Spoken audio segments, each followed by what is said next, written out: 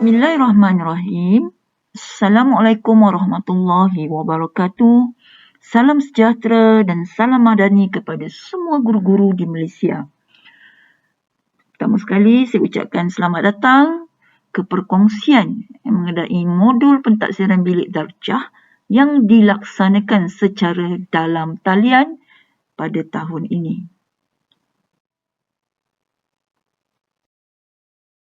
Perkongsian yang seterusnya mengenai pentaksiran bilik darjah adalah mengenai slot yang terakhir, yang slot yang ke-6, iaitu tentang penjaminan kualiti pentaksiran bilik darjah yang dilaksanakan di peringkat sekolah, di mana sekolah diberi autonomi untuk melaksanakan PBD ini. Jadi video penerangan ini dihasilkan oleh pasukan panel jurulatih utama kebangsaan pentaksiran bilik darjah Institut Pendidikan Guru Malaysia KPM tahun 2023. Saya perkenalkan diri saya Cik Lovrina binti Jamaluddin akan bersama dengan guru-guru sekalian tentang slot yang ke-6 ini mengenai bagaimana nak melaksanakan penjaminan kualiti PBD di peringkat sekolah. Baik, perkara yang paling penting dalam slot penjaminan kualiti PBD di peringkat sekolah ini ialah tentang 4P yang selalu kita sebut, iaitu pertama tentang pementoran, yang kedua ialah penyelarasan, yang ketiga ialah pemantauan dan yang keempat ialah pengesanan.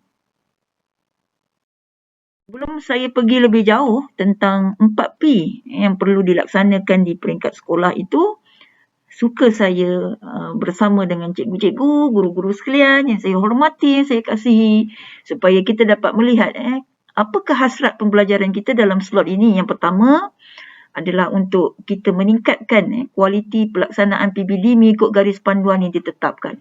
Maksudnya kita dapat menjamin kualiti sebenar pelaksanaan PBD ini yang dengan betul berdasarkan aspek-aspek yang telah ditetapkan mengikut panduan yang sebenar dalam pelaksanaan PBD. Kemudian kita dapat menghasilkan maklumat. Yang penting ialah maklumat data kita adalah tepat yang menunjukkan perkembangan sebenar pembelajaran murid. Bukan sekadar satu data yang kita gunakan untuk proses dokumentasi. Yang ketiga ialah supaya kita dapat untuk pihak pentadbir, barisan middle leader, pemimpin-pemimpin pertengahan di sekolah boleh membantu guru dan juga murid melakukan perubahan untuk meningkatkan aspek pengajaran guru dan juga aspek pembelajaran murid.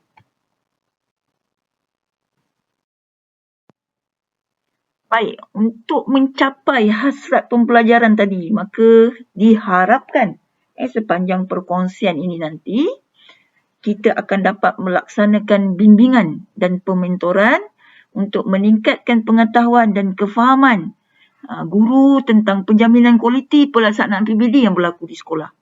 Seterusnya, kita pun harap dapat melaksanakan proses penjaminan kualiti PBD ini mengikut garis panduan yang telah ditetapkan.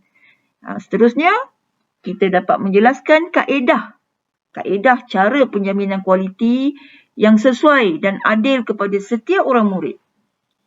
Seterusnya, kita juga diharapkan dapat memastikan tahap penguasaan diberikan secara adil kepada setiap murid. Guru tahu nak menentukan tahap penguasaan pada setiap orang murid. Seterusnya, kita juga dapat menggunakan garis panduan yang ditetapkan untuk meningkatkan pengetahuan dan kefahaman pelaksanaan PBD itu sendiri. Kita juga dapat melaksanakan proses penjaminan kualiti PBD itu mengikut garis panduan yang ditetapkan. Sama ada garis panduan tu yang melibatkan dokumen-dokumen pelaksanaan PBD, pelaksanaan pelaporan dan sebagainya. Kemudian kita dapat memastikan kaedah dan instrumen pentaksiran yang terjamin kualiti sesuai dengan tujuan pentaksiran, dan akhir sekali kita juga dapat menilai kaedah pelaksanaan dan instrumen pentaksiran yang terjamin kualitinya dan sesuai dengan tujuan pentaksiran. Ya. Bagaimana penjaminan kualiti dilaksanakan di sekolah? Seperti yang saya sebut sebelum ni tentang 4P yang perlu difahami dan dilaksanakan di peringkat sekolah, iaitu tentang pertama, kita perlu tahu bagaimana kita nak melaksanakan pementoran. Apa yang kita faham tentang pementoran? Secara asasnya, pementoran itu di mana kita boleh memudah cara membimbing, meningkatkan pengetahuan melalui bimbingan, melalui mudah cara dan juga meningkatkan kefahaman dengan kaedah yang sama. Kepada siapa? Kepada guru yang melaksanakan PBD. Kepada semua guru-guru untuk dia melaksanakan pengajaran dan juga pentaksiran pada masa yang sama. Kemudian, penyelarasan. P yang kedua. Penyelarasan. Apa itu penyelarasan? Penyelarasan tu untuk kita memastikan bahawa setiap tahap penetapan tahap penguasaan mesti adil yang diberikan pada setiap orang murid. Maksudnya semua perlu selaras. Tahap penguasaan yang diberi berdasarkan pengetahuan di mana guru-guru tadi dapat merungkai di SKP dengan baik untuk melaksanakan pengajaran mereka. Kemudian, kita melaksanakan P yang seterusnya ialah pemantauan. Apa itu pemantauan? Pemantauan tu kita menggunakan kaedah-kaedah untuk melihat bagaimana PDP itu dilaksanakan, bagaimana pentaksiran itu dilaksanakan berdasarkan di SKP yang telah menjadi garis panduan kepada guru-guru untuk melaksanakan perancangan, persediaan dan pengajaran PDP dalam classroom. Seperti mengikut garis panduan yang ditetapkan. Dan P yang terakhir itu adalah yang keempat, pengesanan. Kenapa pengesanan? Apa pengesanan? Pengesanan adalah di mana kita dapat mengumpul, menganalisis data, maklumat tentang apa yang kita perolehi, tentang aspek-aspek yang kita lihat untuk memastikan kaedah dan instrumen yang digunakan oleh guru sebagai alat pentaksiran tadi, strategi pengajaran yang digunakan, kaedah pentaksiran yang digunakan adalah bersesuaian dengan topik-topik pembelajaran, topik pengajaran untuk tujuan pentaksiran untuk melihat perkembangan murid ini tadi. Jadi sinilah 4P yang dimaksudkan perlu berlaku di peringkat sekolah dalam pengurusan dan pentadbiran untuk memastikan kualiti PBD itu dilaksanakan oleh guru-guru. Kita lihat pada P yang pertama iaitu pementoran. Tujuan pementoran ini kita nak memudah cara kepada guru, memudahkan guru bagaimana guru boleh melaksanakan pentaksiran bilik darjah, memudahkan kaedah pentaksiran, instrumen-instrumen pentaksiran yang bersesuaian, yang paling mudah kita bantu untuk guru dapat melaksanakannya dengan baik. Kemudian bila kita dah dapat bantu guru itu memudah cara, kita bimbing guru itu, menunjukkan cara-cara supaya guru-guru dapat memperolehi sesuatu untuk dia gunakan dalam pengajaran dia, terutama dari segi instrumen, bagaimana nak menentukan instrumen pentaksiran, kaedah pentaksiran sesuai dengan DSKP yang telah dirancang untuk tujuan meningkatkan pengetahuan dan kefahaman. Macam mana nak buat ni? Pentaksiran tu bagaimana nak buat? Yang penting cikgu nak tahu how cikgu dapat melaksanakan pentaksiran dengan baik dengan menentukan tahap penguasaan yang ditetapkan kepada murid-murid tadi. Kalau kita lihat pementoran yang tadi tu, kita tengoklah bimbingan dan pementoran yang berkala oleh pihak pentadbir kepada ketua panitia, ketua bidang ataupun ketua panitia. Kemudian ketua panitia boleh melaksanakan bimbingan tu melalui coaching, melalui PLC, mentor-mentee kepada guru-guru dan seterusnya. Guru tadi akan memperolehi pengetahuan berdasarkan aspek-aspek yang terkandung dalam apakah keperluan dalam pelaksanaan PBD. Contohnya kita boleh ambil slot-slot tadi. Contohnya tentang kalau guru tadi perlukan bimbingan dari segi pengetahuan, pemahaman tentang apa PBD, konsep PBD. So, bagaimana guru tadi boleh dibimbing. Begitu je dengan perancangan. Bagaimana nak merungkai di SKP. Guru perlukan bimbingan, perlukan pementoran. So, pihak-pihak pentadbir atau middle leader boleh merancang bagaimana nak sampaikan kemahiran-kemahiran tersebut kepada guru. Begitu juga pelaksanaan dan pertimbangan profesional. Semua itu memerlukan kemahiran yang perlu dibimbing kepada guru-guru untuk guru-guru melaksanakannya dengan baik. Mengenai penyelarasan, P yang kedua ialah satu proses di mana TP yang tahap penguasaan murid itu dapat diberikan secara adil kepada murid. Bagaimana kita nak buat penyelarasan? Bagaimana kita nak pastikan kualiti kelas A dengan kelas B? Kenapa ada perbezaan? Kenapa ada jurang dari segi tahap penguasaan? Ada juga yang kadang-kadang kelas A sebenarnya lebih baik daripada kelas B, tetapi markah tahap penguasaan yang diberi kepada grup kelas B itu lebih tinggi berbandingkan grup lain. Kat sini kita perlu ada penyelarasan.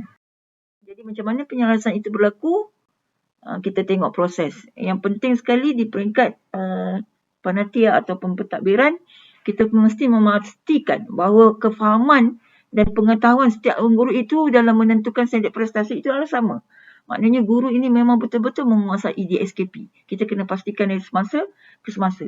Dan guru-guru perlu merungkai DSKP dengan baik untuk menghasilkan objektif pembelajaran yang sekurang-kurangnya ada elemen kemahiran berfikir aras tinggi untuk membolehkan murid ni sekurang-kurangnya memperolehi TP 3 dalam proses pembelajarannya.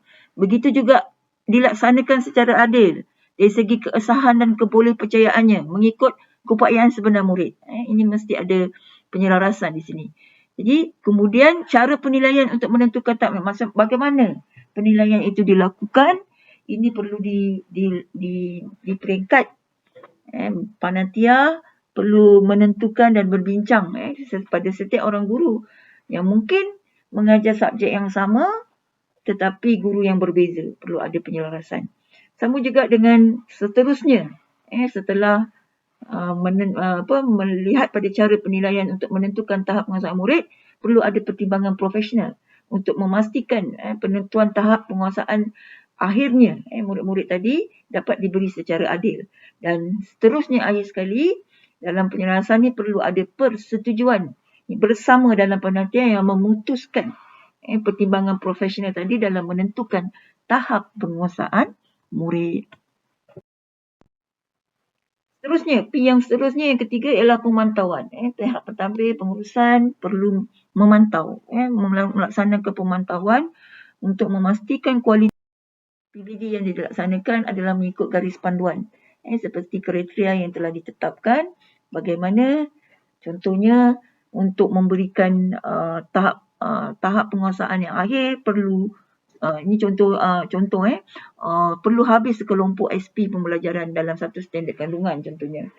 Itulah panduan-panduan yang perlu guru teliti dan kuasai sebelum menentukan TP. Jadi pemantauan ini sangat penting kepada guru-guru dalam melaksanakan, dalam menentukan tahap penguasaan kepada murid-muridnya.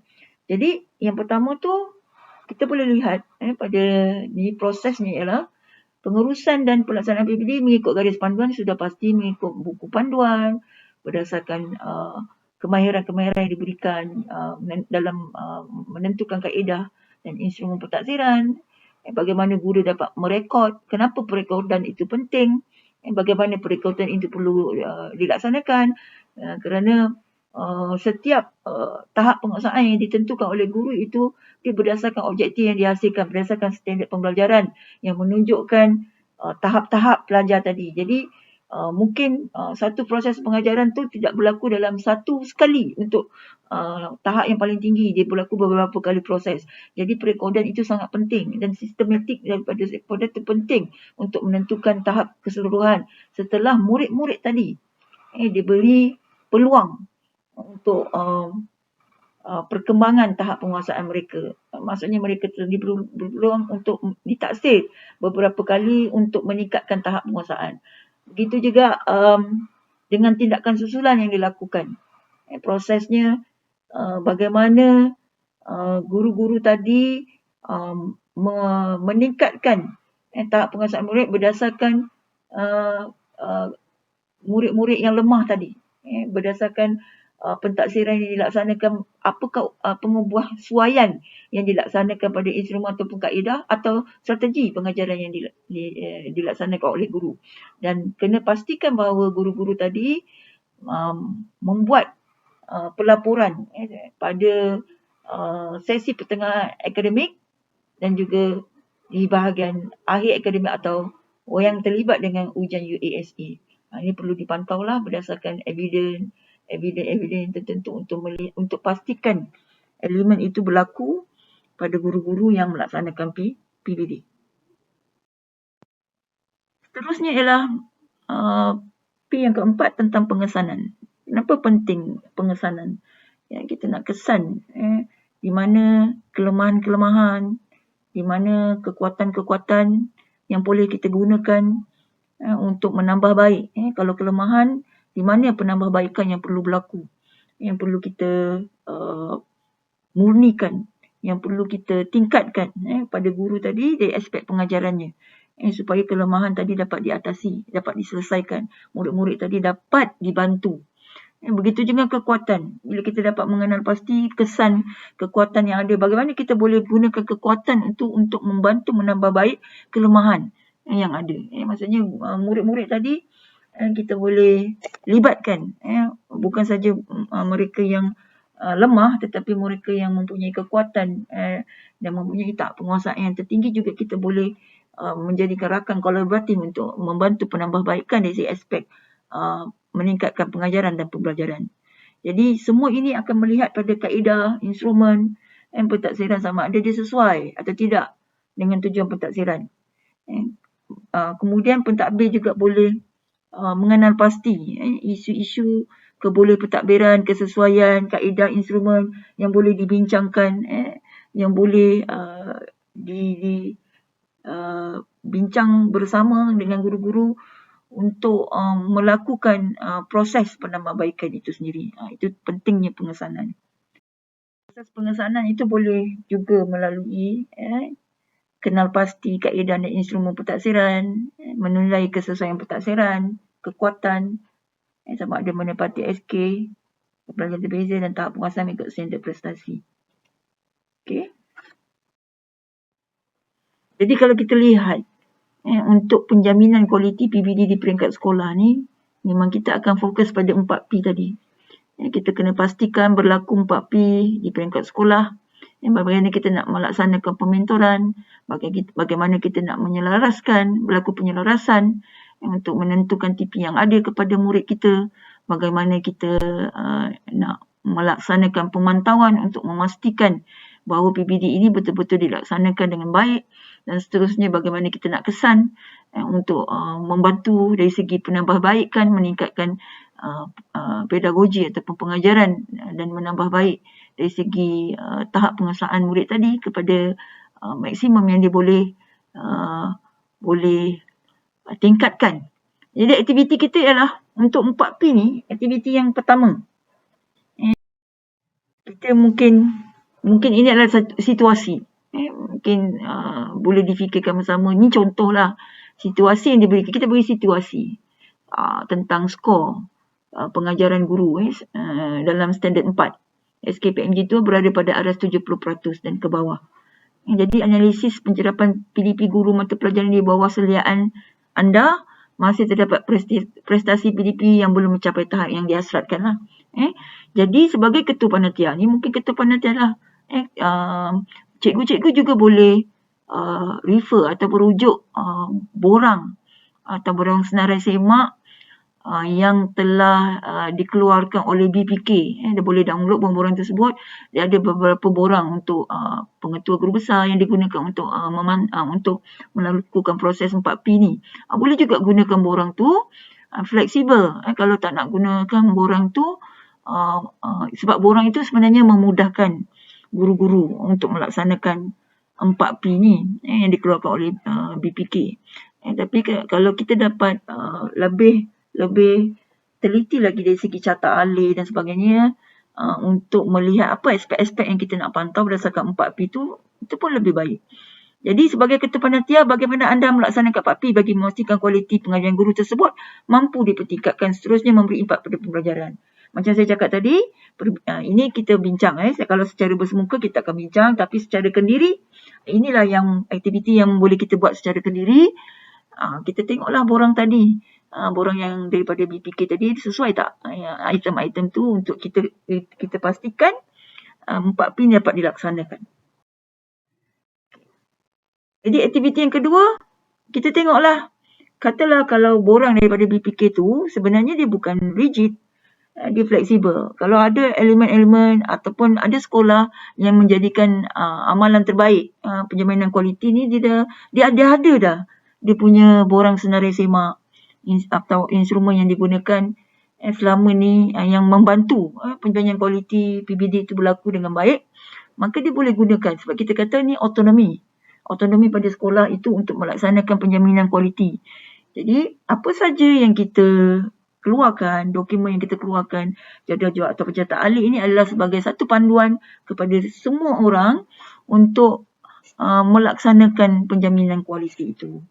Jadi teruskan secara kendiri aktiviti ini untuk kita lebih mudah dan faham untuk melaksanakan penjaminan kualiti PBD di sekolah kita. Jadi saya harapkan akhir sekali perkongsian yang ringkas tentang 4P, kita tahu kepentingannya, tujuan 4P dilaksanakan untuk seperti yang saya sebutkan tadi.